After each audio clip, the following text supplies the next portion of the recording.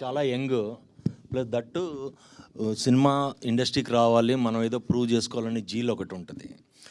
అయినా ఈ risky locations ఇవన్నీ వెళ్ళి చేయగలిగారు, సక్సెస్ కొట్టారు. మళ్ళీ తర్వాతకి ఎందుకని ఆ న్యాచురల్ లొకేషన్లో చేయకుండా అన్ని సెట్స్ మీద డిపెండ్ అయ్యారు? చాయిస్ చాయిస్ అంటే సినిమా బట్టి, ఇంకా అంటే నాకు దాని తర్వాత చాలా చేయాలనిపించిన సినిమా మహానటి, అని దానికి సెట్లు అవసరం. దాని తర్వాత చాలా చేయాలనిపించిన సినిమా కల్కి, దానికి ఆబ్వియస్లీ ఇంకా సెట్స్ అవసరం. సో ఐ థింక్ స్టోరీ బట్టి, ఇంకా it's not, I mean would love to travel. అంటే న్యాచురాలిటీకి మీరు అప్పుడు చేసిన దానికన్నా గ్రాఫిక్స్లో వీటిలో సెట్లో చేసిన దానికి అంటే స్టోరీ ఫీల్ అయింది అంటే స్టోరీ డెఫినెట్లీ. ఇప్పుడు దీనికి స్టోరీ అండ్ ఆల్సో అప్పుడు మీరు చెప్పినట్టు చాలా యంగ్. సో అప్పుడు నేను మా టీము నాని పదండి ఇప్పుడు హిమాలయాలకు వెళ్దామంటే అందరూ యా అన్నారు. ఇప్పుడు నానికి వెళ్దామంటే ఇప్పుడు చాలా డౌట్లు ఉంటాయి, ఇప్పుడు ఒప్పుకోరేమో. So think the youth also was a big factor. Hi అండి. 10 ఏళ్లలో 3 సినిమాలు, 3 different in a way. Yevade very satisfying film. తర్వాత మహానటి బయోపిక్స్లో ఒక క్లాసిక్. కల్కి ఆబ్వియస్లీ ఇప్పుడు పెద్ద కమర్షియల్ సక్సెస్. ఎవడే అప్పుడు 10 సంవత్సరాల్లో చాలా మారినాయి. మీరు మారారు, యాక్టర్స్ మారారు, అన్నీ మారారు. అన్నిటికంటే చూస్తే ఇప్పుడు సోషల్ మీడియాలో నాని అండ్ విజయ్ దేవరకొండ పెద్ద రైవల్స్ కింద అయిపోయారు. I don't know why. అసలు ఫ్యాన్స్ అందరూ కొట్టేసుకుంటున్నారు. మీరు ఐ డోంట్ నో ఎంతవరకు ఫాలో అవుతారో మీరు. Was it like last time ఎలా ఉండేది, అప్పుడు ఎలా ఉండేది, ఇప్పుడు చేయగలుగుతారు అలాంటి సినిమాలు?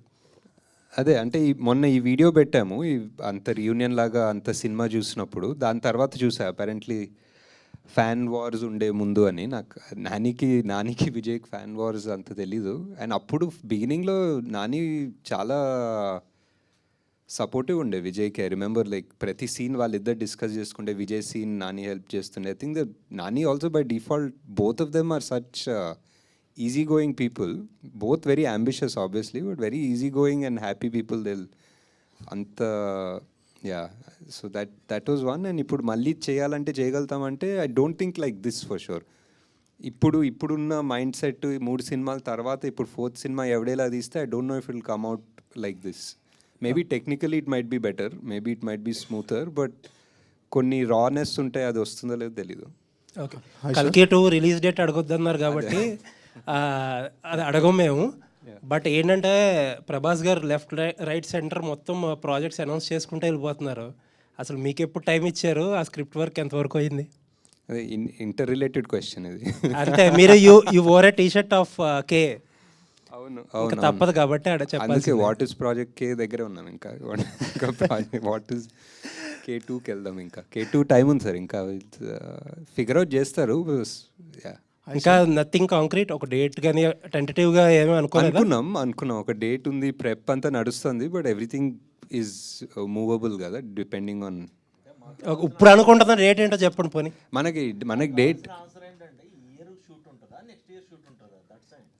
నన్ను అడిగితే నాకు అంటే ఇప్పుడు మీరు టెంటేటివ్ మూవ్ అవ్వచ్చు, కానీ ఇప్పుడు అనుకుంటున్న డేట్ ఉంటుంది కదా, తర్వాత మూవ్ అవ్వచ్చు. ఈ ఇయర్ ఎండింగ్ సార్, ఈ year ending around. Okay. And ఇంకొక క్వశ్చన్ ఏంటంటే చాలా మంది అడగమంటున్న క్వశ్చన్, ఫస్ట్ పార్ట్లో చాలా అక్కడ ప్రభాస్ గారిని కొంచెం తక్కువ డ్యూరేషన్ చూపించారు. How it will be in the second part? ఎక్కువ డ్యూరేషన్ చూపిస్తాం బాగా, మోస్ట్ ఆఫ్ దిట్ వస్తుందా? అది కాదు, అవును డెఫినెట్లీ. అంటే బికాజ్ డ్యూరేషన్ అని కూడా కాదు, but it was first part was చాలా. ఇప్పుడు ఆ మహాభారతం సెటప్ చేసుకొని, ఇప్పుడు సుమతి క్యారెక్టర్ ఏం చేస్తుందో చేసి, ఆ శ్రద్ధామ అనే అతనికి క్యారెక్టర్ అంతా చేసిన తర్వాత ఇక్కడికి వచ్చాము. సో ఇదంతా అయిపోయింది. ఇప్పుడు నెక్స్ట్ మిగిలింది only Bhairava and Karna angle. So second part full అదే ఉంటుంది. రాజమౌళి పెట్టుకుని ఆ సినిమాలో దీంట్లో రాజమౌళితో ఒక సీన్ యాక్ట్ చేయించారు కదా మీరు రాజమౌళి గారితో.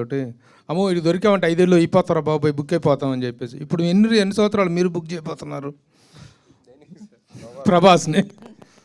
ఇది మనం ఎవడే సుబ్రహ్మణ్యం 10th యానివర్సరీ సందర్భంగా మనం ఇక్కడ హ్యాపీగా మాట్లాడుకుంటున్నాం. నాదేముంది సార్, నాది మధ్యలో జాతిరత్నాలు ప్రొడ్యూస్ చేసుకున్నాను హ్యాపీగా. ఇంకా కొంచెం టైం ఉంటే జాతిరత్నాలు 2 ప్రొడ్యూస్ చేసుకుంటాను. సో అలా చేసుకుని కల్కికి ఆబ్వియస్లీ మనకి చాలా ప్రెప్ వర్క్ ఉంటుంది. సో యాజ్ ఎ డైరెక్టర్ 10 yearsలో 3 ఫిలిమ్స్ అనేటువంటిది it's very very very less number. What is your opinion about the numbering?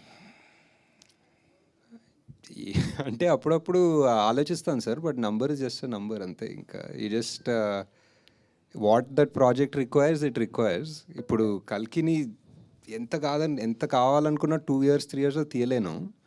ఎందుకు మేబీ యాక్టర్స్ వల్ల కావచ్చు, అంత మ్యాసివ్ స్టార్స్ వాళ్ళ డేట్స్ సీజీలు ఇట్స్ అండ్ ఎవరికి తెలియదు ఇలాంటి సినిమా. మీరు డేట్ అడగద్దన్నారు కానీ ఈర్ అడగద్దని లేదు, ఈర్ అడగచ్చా? ఇయర్ కూడా అడగండి సార్. అది మీ డెబ్యూ మూవీ ఎవడే సుబ్రహ్మణ్యం అంటే ఇది ఒక టఫ్ ప్రాజెక్ట్. డెఫినెట్గా ఇలాంటి కథతో సినిమా కూడా తీయొచ్చా అనుకున్న అలాంటి కాన్సెప్ట్.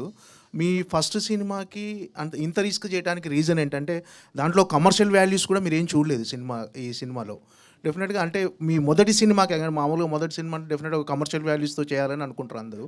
మీరు ఎందుకు ఈ ఎవడే సుబ్రహ్మణ్యం లాంటి కథతో డెబ్యూ చేయాలని అనుకున్నారు? అంటే బిఫోర్ ఎవడే నేను చాలా 2-3 స్క్రిప్ట్స్ మీరు అన్నట్టు కమర్షియల్ అనుకున్న స్క్రిప్ట్స్ రాసుకున్నాను. అండ్ చాలామందికి ఇంక్లూడింగ్ వైజయంతికి పిచ్ చేశాను. యాక్టర్స్ ఎక్కువ మంది లేదు కానీ పిచ్ చేశాను. ఆ సోకాల్ కమర్షియల్ నాకు అర్థం అయిన కమర్షియల్ ఎవరు ఒప్పుకునే వాళ్ళు కాదు, అండ్ ఎవరికి అర్థం కాలేదు, ఒప్పుకునే వాళ్ళు కాదు, and it didn't take off. And ఆ టైంలో ఐ జస్ట్ ఫెల్ట్ ఆ ఫస్ట్ సినిమా అనేది అట్లీస్ట్ ఒకటి తీయాలి. మేబీ చిన్న ఇండిపెండెంట్ సినిమా లాగానో ఒక స్మాల్ బడ్జెట్ సినిమాలా తీస్తామని చెప్పి స్టార్ట్ చేసింది ఇది. ఎవరు ప్రొడ్యూస్ చేస్తారని ఒప్పుకుంటాం అనుకోలేదు ఆ టైంలో, బికాజ్ మీరు అన్నట్టే whatever no commercial values whatever. So అలా తీసుకున్నాం. But it turns out this is what నానికి చాలా ఇష్టమైంది, స్వప్న ప్రియాంకకి చాలా ఇష్టమైంది. సో వీళ్ళందరూ ఒప్పుకున్నది ఈ స్క్రిప్ట్కి. సో ఇది యాక్చువల్లీ నా థాట్ ప్రాసెస్ కాదు, వీళ్ళందరి థాట్ ప్రాసెస్ వల్ల ఇది జరిగింది actually. Present audience mind set మారింది సార్. ఇప్పుడున్న అంటే 10 years ఎవడే సుబ్రహ్మణ్యానికి ఇప్పటికీ చాలా డిఫరెన్స్ వచ్చింది ఆడియన్స్ మైండ్ సెట్లో. కానీ జనాలంతా రూటెడ్ స్టోరీస్ బాగా ఇష్టపడుతున్నాడు. అంటే మామూలు ఓటీటీ వల్ల అన్ని లాంగ్వేజ్ల సినిమాలు అంటే ఓల్డ్ సినిమా చూడటం వాటి వల్ల డిఫరెంట్ కాన్సెప్ట్ సినిమాలు ఇప్పుడు రెగ్యులర్గా ఎక్కువ ఇప్పుడు అవే ఇష్టపడుతున్నారు. ఒకవేళ ఎవడే సుబ్రహ్మణ్యం ఇప్పుడు తీస్తుంటే మీరు ఖచ్చితంగా అప్పుడు ఏదైతే థియేట్రికల్ రన్ మిస్ అయిందని ఫీల్ అవుతున్నారో అది ఇప్పుడు ఫుల్ఫిల్ అయ్యేది అనుకుంటున్నారా ఒకవేళ ఇప్పుడు తీసుంటే? డెఫినెట్లీ అండి. ఐ థింక్ ఎనీథింగ్ అంటే basic reasons are like I think more ఈజీగా రీచ్ అవుతుంది జనాలు. ఫర్ ఎగ్జాంపుల్ ఆ ట్రైలర్, ఇప్పుడు మనం ఒక ట్రైలర్ వదిలితే it reaches more people faster than it reach 10 years ago. And word of mouth spreads faster than it did 10 years ago. Same small things like this only would make a big difference, I think. ఈ cinema సక్సెస్తో పాటు మీకు real